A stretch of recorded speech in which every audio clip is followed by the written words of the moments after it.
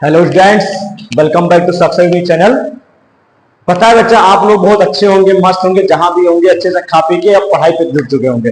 तो क्यों ना आप पढ़ाई में साथ साथ में अपनी जो प्रीवियस टॉपिक सेशन चल रहे थे उसको और एक्सप्लेन किया जाए। तो आज मैं 12th की जो टॉप 50 क्वेश्चन लेने वाला था, मैराथन लेने वाला था, उसका आज थर्ड यानी कि लेक्चर आज 3 चलेगा, जिसमें प्रीवियस टॉपिक में जैसे हमने कूलाम के नियम बात किए थे और विद्युत बिजली का अक्षय स्थिति में वैद्युत क्षेत्र की तीव्रता, ये इतनी चीजें बात किए थे। तो ऐसे ही इसी क्रम में आज हम प्रेजेंट टाइम में आज हम बात करेंगे वैद्युत द्विध्रुवी के कारण निरक्षीय स्थिति में वैद्युत क्षेत्र की तीव्रता, यानी किस स्थिति में बात करेंगे? निरक्षीय स्थिति में बात करेंगे।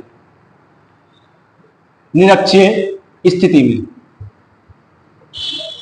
वैद्युत द्विध्रुव के कारण निरक्षीय स्थिति में वैद्युत क्षेत्र की तीव्रता कौन सी स्थिति रहेगी बेटा? निरक्षीय स्थिति। निरक्षीय स्थिति यानी कि वैद्युत द्विध्रुव के कारण निरक्षीय स्थिति में वैद्युत क्षेत्र की तीव्रता। तो चलिए, ये होता क्या है वैद्युत क्षेत्र की तीव्रता निरक्षीय स्थिति में? तो माना बेटा, मान लो एक पॉइंट्स ए और बी, मान लो कोई दो वैद्युत द्विध्रुव है, यानी कि और ये एक दूसरे कितनी दूरी पर रखे हैं? मान लो कोई 12 दूरी पर रखे हुए हैं, ठीक। तो कुछ ऐसा ही वैद्युत द्विध्रुव बनता है बेटा, मतलब जिसमें दो ध्रुव है, यानी माना ए और बी दो वैद्युत द्विध्रुव है, ठीक, जो कि एक दूसरे से स्मॉल 2l दूरी पर स्थित है। और हमने माना इसका मध्य बिंदु ओ है कि नहीं है? अब ओ है तो यहां से यहां की दूरी क्या हो जाएगी? स्मॉल एल हो जाएगी। यहाँ पे ए की दूरी क्या हो जाएगी? स्मॉल एल हो जाएगी। और हमने कहा बिंदु जो ओ है उससे r दूरी पर एक बिंदु P है, और यहीं पे हमने गणना करनी है वैद्युत क्षेत्र की तीव्रता की, ठीक। यानी निरक्षीय स्थिति में वैद्युत क्षेत्र की तीव्रता यहीं पे हमें क्या करनी है? गणना करनी है। हम क्या करेंगे? इस बिंदु P को बिंदु ए से कनेक्ट करेंगे, बिंदु P से बिंदु A को कनेक्ट करेंगे और इसी बिंदु P को बिंदु B से कनेक्ट करेंगे, ठीक। इसी क्रम में आगे हम बात करेंगे।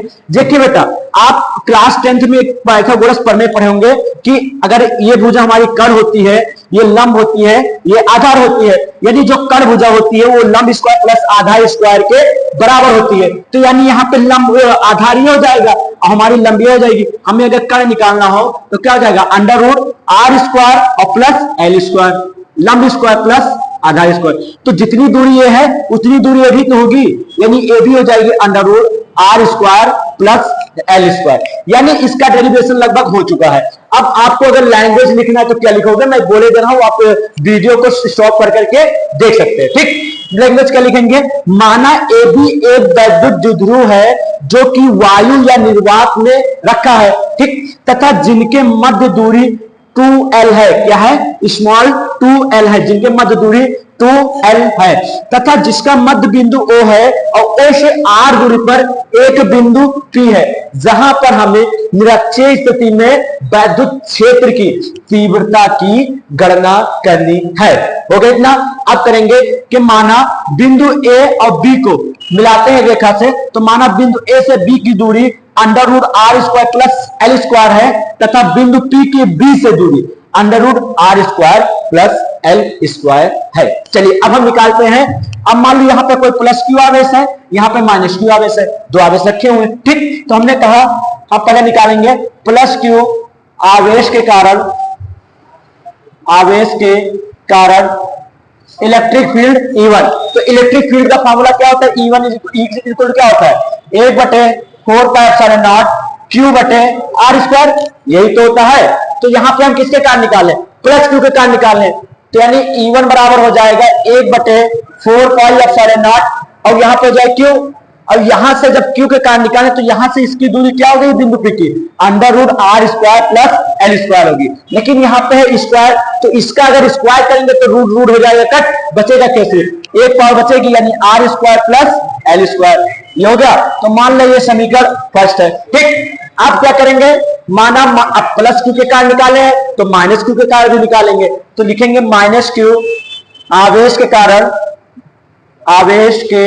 कारण इलेक्ट्रिक फील्ड यानी वैद्युत क्षेत्र की तीव्रता E2। तो E2 क्या हो जाएगा बेटा? बेसिकली अब वैद्युत क्षेत्र की तीव्रता का फॉर्मूला तो यही होता है 1/4πε0 Q बटे आर स्क्वायर, ठीक। लेकिन अब हम माइनस क्यू आवेश के कारण निकाले हैं तो Q आ जाएगा, यानी 1/4πε0 Q बटे, और यहां से इसकी दूरी क्या है? R square plus L square. तो यहां पे क्या बचेगी? R square plus L square. अब आपको दिख रहा है कि E1 और E2 लगभग दोनों के मान समान है, तो यहां पे हम लिख सकते हैं चूंकि E1 बराबर E2 बराबर E, इसको बना लो समीकरण 2, तो कि अभी कुछ समय के बाद ये क्या होगा, काम लगेगा। ठीक, अब इसी क्रम में थोड़ा सा और आगे चलेंगे, जिसको भी शीर्ष सॉल्व लेना बेटा ले सकते हैं 1 मिनट के लिए। ठीक, अब चलते थोड़ा सा आगे।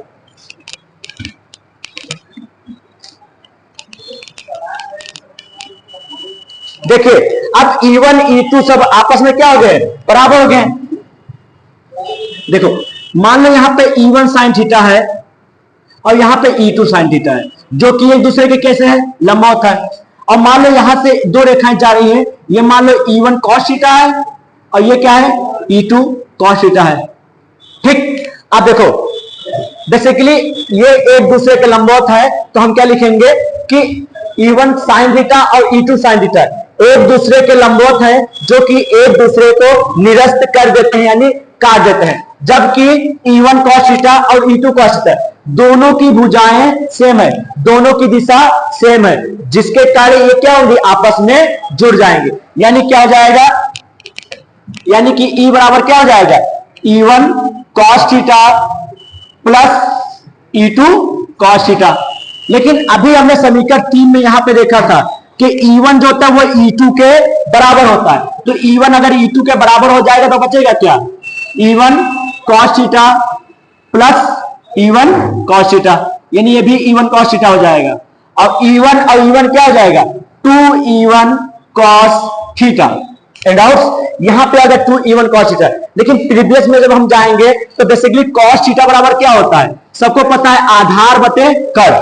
cos थीटा बराबर क्या होता है बेटा, आधार बटे कर। अब प्रीवियस टॉपिक में जाओगे तो आधार क्या था, L था, और कर क्या निकला था, under root R square plus L square. कुछ नहीं करना है, cos थीटा के मान इस पे रखना है, और जो E1 निकाले थे 1/4 Q बटे R square plus L square, इसका मान रख देंगे बस। यानी कि E बराबर क्या हो जाए, 2 गुणे 1/4 पाई एप्सिलॉन नॉट Q बटे R square plus L square, ये वैल्यू रख दिया। और cos थीटा की जो वैल्यू है ये L अपान R square plus L square, ये भी वैल्यू उठा के यहीं पे पुट कर देंगे। यानी क्या हो जाएगा, गुणे L अपान में under root R square plus L square. अब आप लोग बताओ, जो रूट होता है इसका मतलब होता है उसकी पावर हाफ, 1/2। यानी अब देखो ये सेम ये सेम, तो इसकी पावर क्या हो जाएगी, ऐड हो जाएगी, क्योंकि इसकी पावर 1 है, इसकी पावर 1/2, तो आपस में क्या हो जाती है, ऐड हो जाती है। तो क्या हो जाएगा, 1/4 पाई एप्सिलॉन नॉट, ऊपर क्या हो जाएगा 2QL, 2QL, एक से गुणा का कोई फायदा नहीं होगा। ठीक, अपान में अब देखो R square plus L square, अब इसकी पावर 1, इसकी पावर 1/2, यानी 1 प्लस 1/2 क्या आ जाएगा, 2 1 2, और एक क्या आ जाएगा 3, यानी 3/2, यानी इसकी पावर क्या हो जाएगी 3/2। And out. चलिए अब इसी क्रम में थोड़ा सा बने रहिए, बस हो गया तुरंत। देखो बेटा यहां तक हो गया, अब देखिए थोड़ा सा, अब देखो 1/2